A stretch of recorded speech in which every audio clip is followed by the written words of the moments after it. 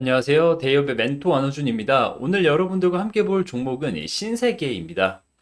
최근 이 쓱페이와 스마일페이를 이 토스에 매각하려고 했던 협상이 지금 1년 만에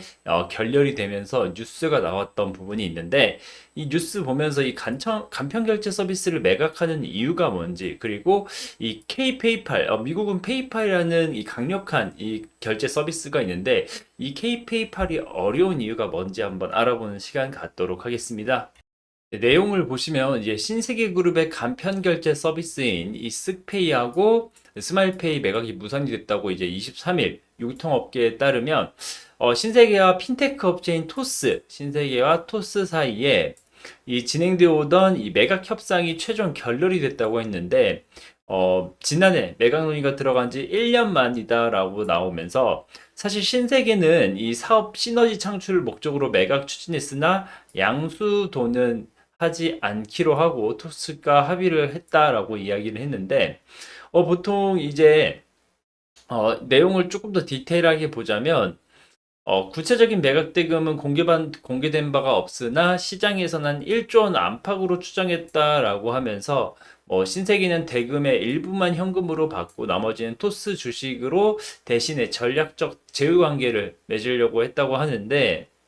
사실 토스가 IPO를 추진을 하고 있고 이 토스가 IPO가 성공 성황리에 진행이 된다고 하면 이 신세계는 굉장히 큰 차익을 얻을 수 있을 거라는 전망이 있었습니다. 물론 가격에 대해서는 그런 것까지 다 포함해가지고 생각을 해서 측정을 했겠지만 이 토스가 어떻게 보면 간편 결제 서비스를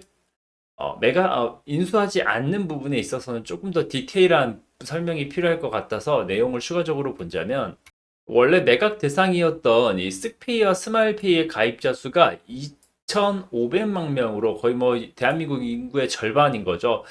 이 네이버페이에 이어서 두 번째로 많지만 결제 기준 시장 점유율은 뭐 카카오라던가 네이버라던가 삼성페이에는 다소 못 미치는 것으로 나와 있습니다. 사실 쓱페이, 스마일페이는 이마트몰이라던가 G마켓에서만 하고 있기 때문에 그리고 뭐 아파트 관리비, 아파트 아이라는 어플에서 관리비 낸다거나 이 사실 페이에서 이 쓱페이가 그렇게 이 소비자들한테 친근하게 다가오진 않는 상황인데 뭐 그만큼 결제할 수 있는 페이지가 부족한 것도 있고 워낙 그 이마트나 신세계가 이 소비자에 밀접해 있다 보니 해당 결제권만 이렇게 먼저 하면서 시장성을 이렇게 확대하지 못한 부분이 있었고 사실 이 이마트가 이 쓱페이와 스마일페이를 매각하려고 했던 부분은 이 사실 해당 사업이 수익성이 낮은 비효율 사업이었기 때문에 이 부분을 정리를 하고 이마트를 비롯한 유통 이 본업 경쟁력을 강화하려는 신세계와 반면에 이제 규모를 키워서 간편결제 시장에서 주도권을 가지려는 토스 측의 이해관계가 맞아떨어 떨어지면서 처음 시작을 했지만 이 결렬의 가장 큰 이유라고 할 수 있는 간편 결제 서비스 특성상 이 신세계 여러 계열사가 엮여 있는 데다가 통 매각이 아닌 일부 사업부만 따로 떼어내 매각 협상을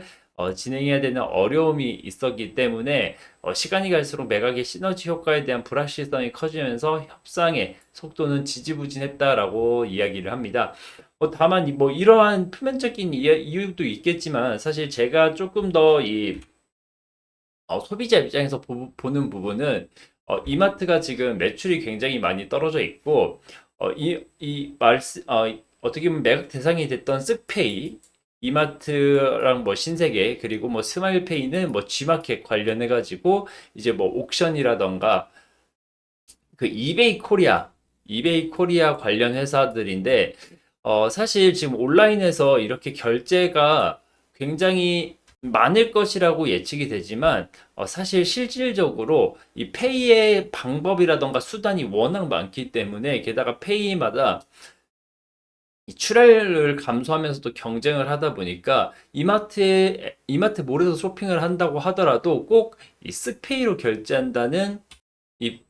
연결고리가 없기 때문에 이 부분이 조금 문제가 되지 않았나라고 생각을 하고 보통 이제 온라인 결제이다 보니까 온라인 시장이 점점점 확대가 되고 이 이마트 자체 플랫폼에 소비자를 가둬야 되는데 최근에는 쿠팡이라던가 어떻게 보면 중국발 이커머스, 뭐 알리라던가 테무라던가 이런 데에서 지금 결제 금액이 굉장히 높아지고 있는 상황이기 때문에 기존의 이마트 혹은 신세계몰에서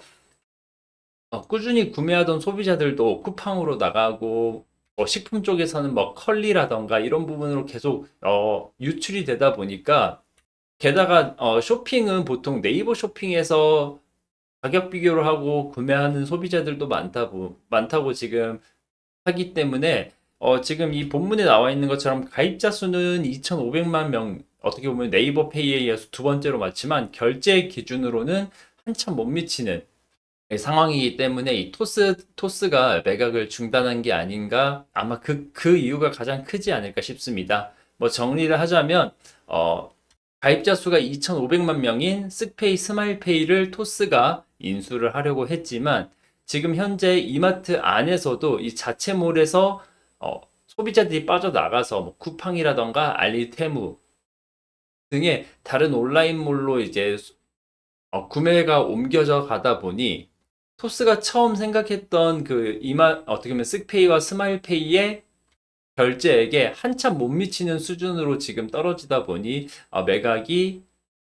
지지부진했고, 게다가 이마트나 신세계 측에서는 이 통매각이 아닌 사업부 일부만 떼서 팔려고 하다 보니 이 양측의 의견이 조율이 되지 않았다라고 생각이 듭니다. 그럼 이런 이슈 과연 주가에는 어떻게 반영이 됐나라고 한번 보자면, 지금 영상을 전달해 드리는 4월 24일 기준에 뭐 이제 뭐 신세계 같은 경우 조금 뭐 주가가 뭐 1% 내외로 뭐 약보합 정도 수준이지만 사실 이 뉴스가 나온 전날 같은 경우에는 플러스로 양봉으로 마무리를 했던 걸 보면 사실 시장에는 큰 타격이 없었다. 이 주가 자체는 큰 타격이 없었다라고 판단이 되고, 사실 신세계 같은 경우에는 어떻게 보면 주요 매출처 자체가 이 면세 사업이 크다 보니까 이 면세 관련된 이슈들이 있을 때마다 주가에 조금 변동성이 나오는데, 뭐 과거 데이터를 살펴보자면 가장 최근에 뭐 지금 뭐 2023년 뭐 7월 8월 달에 이렇게 상승했던 부분은 사실 이때 중국에서 단체 관광객